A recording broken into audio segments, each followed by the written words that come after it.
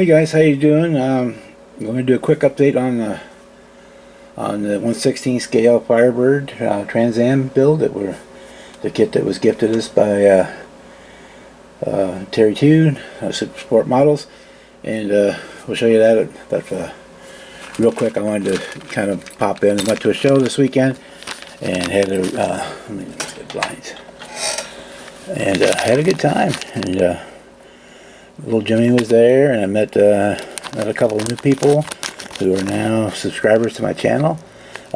We ended up with 2 golds,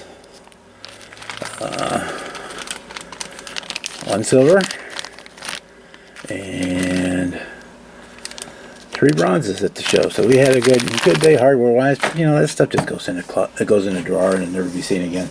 But yeah, so let's get right going. But I enjoy going to the shows and meeting people and putting models out. I like to put as many models out on the table as I can.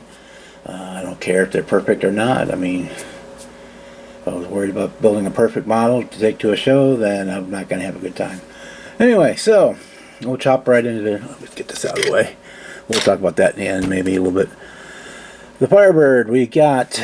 where do we start? We'll start here. For the Firebird, we have the engine installed in the chassis. Got our radiator there, you know, core support. It has upper and lower radiator hoses. We talked about in the last video. I did the plug wires, vacuum line, some of them anyway. I'll put some more in as we go. The fuel line is in there, and of course when you put the shaker on top of this, all of this goes away. You can't see one bit of it. But we got our drive shaft in. We'll flip her over. Built a custom exhaust out of the pieces from the stock exhaust and some brown stock, because I wanted to use the headers, and the side pipes for the headers were not good. I glued them together. I got them stripped down. I tried filling the gaps, and they just didn't look good. So we've customized or cannibalized and customized the original exhaust, the single exhaust, to make a dual exhaust. We got a rear end in there. Kit comes with a little like extra ladder bars. We threw those in though. In there's you'll never see them when they're built, when it's turned over. Yeah, so that's kind of what we did. We do have the back wheels on. I'm going to go with these snowflakes instead of the turbine wheels that are in there, or vectors, or whatever the hell they call them. They just weren't my favorite wheel. We had these. I had the GTA wheels from the 87 Firebird I could have used, and I also had a set of Kragers from the 57 convertible. So I had options, but I got these, and these were the ones I'm going to go with.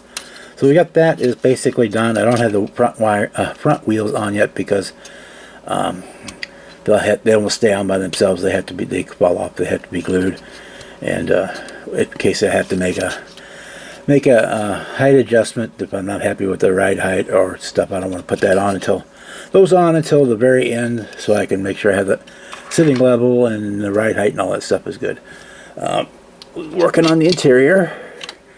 Start here. We have our door cards done. Obviously we went with going with the black interior. Still haven't locked down on my color, if it's going to be blue or purple. Thought about doing a green, but I've done a couple green ones lately. So those are the door cards. We got those. We used the peel and stick belt that you can get from like Hobby Lobby. Adhesive back belt. We use that for carpeting, especially in the bigger scales. I use it in the 25th too, but especially in the bigger scales, it looks right. And I'll show you. Here's the rest of the interior. Again, with the felt.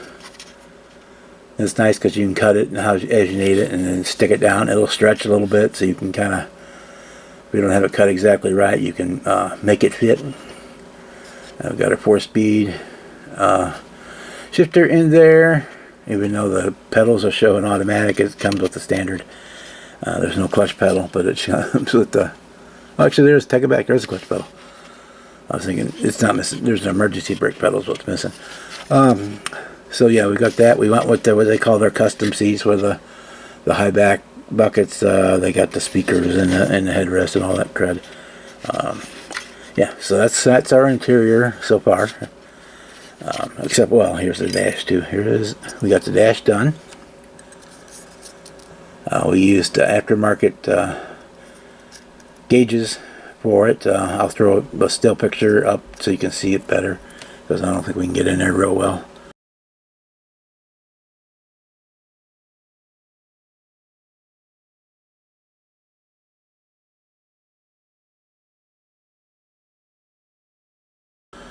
But we have the radio gauge display is in there. The HVAC is there, and then the 4 or the 5 gauges that are the 5 main dash gauges.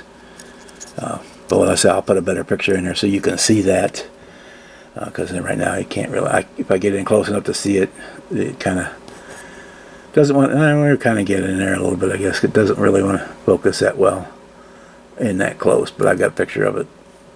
We'll stick in here, and we have started on our firewall. Got our master cylinder and booster on it. I haven't decided. I may add brake lines. We'll see how it looks when we get it. When I get the firewall stuck into the body. I don't want to look. They were very busy under the hood, but I don't want it to look too busy. So, because I did a show or whatever, it's not going to have the hood on. It's going to be closed anyway. So, you and me will be the only ones that actually know it's there. So we got that. Yeah, that's pretty much what we did. So that's pretty much where we're at. I did start getting the body ready. I'll get this out of the way. We got the front nose glued on. It doesn't fit the best, but neither the ones on the real car. They were horrible on the real cars. They didn't line up hardly at all. So I've got it probably fitting better than when it would on a real car on this one. I got our side deflector, spoiler, whatever you want to call them, on there on both front and rear. We have the hood in so that I can glue the hinges to the hood. It's not glued to the body yet, so but we got those in there.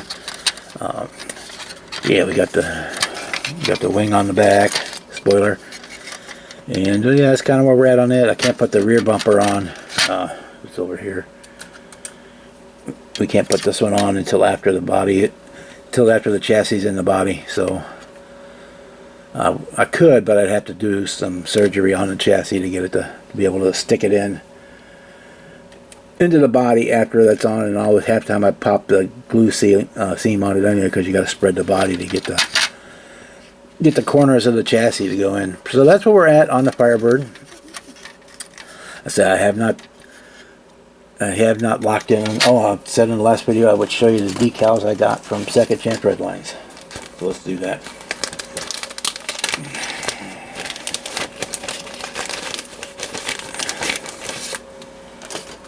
Okay.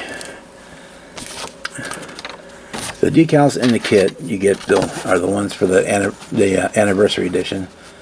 So the Phoenix is a whole lot bigger. It covers the entire hood and the fenders and all that, and then it has this secondary color, darker gray. You paint on the silver body, and all this trim work that goes around the roof line for that anniversary edition, and all the Trans Ams and stuff are in red. So you're kind of, if you use these, you're kind of locked in to what you can do. And I wasn't really feeling this.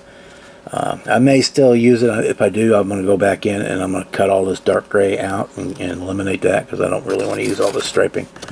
I'm not the happiest with that, but I'll use stuff like the Pontiac badge is supposed to go in the door handles, and I might use the little Eagles Phoenixes here. But I'll show you the other sheet, and we've got most of that on the other sheet. And so that's the kit sheet right there. I got in touch with Second Chance Redlines, my favorite go-to in a hurry decal maker. And he has a great selection of decals. If you have not gone to his website and checked it out, you need to. It's Second Chance Redline, scredlines.com.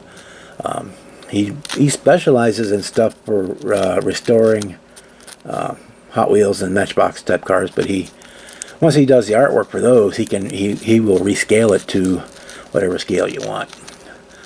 So I wanted to do more of a regular Trans Am with this one, so I contacted him about getting the 16 scale one done with the same kind of gray silverish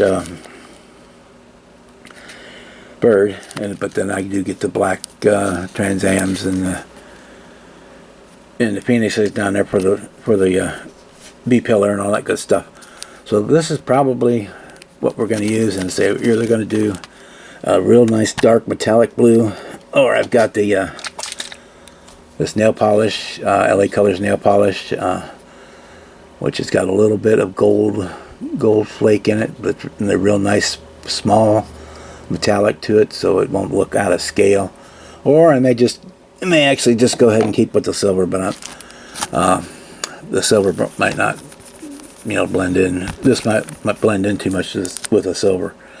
So when we get the body ready to go, we'll make that final decision. But yeah, check out his website. He's got a lot of really cool decals, and I said if he's got it in 1/64 scale, he can print it in 1/24 scale or 1/16 or 1/18. And the price basically depends on how big of a decal sheet it turns out being. This was like $10 for this one, so that's not a bad price. The ones for Terry, that I had done for Terry for the Eagle Knievel, those ended up being a full 8.5 by 11 sheet, and those were like $25. So it's not a bad price at all. And say he's got lots of cool stuff. And if you're doing restoring a Hot Wheels or Matchbox car, he's got all the wheels and axles, and he's got a lot of the glass and the plastic parts that might be on those old Hot Wheels and Matchboxes as replacement parts. So anyway, I'm waffling. Good morning, good evening, good night, depending on where you are in the world when you watch this video, and we'll see you on the next one. Bye.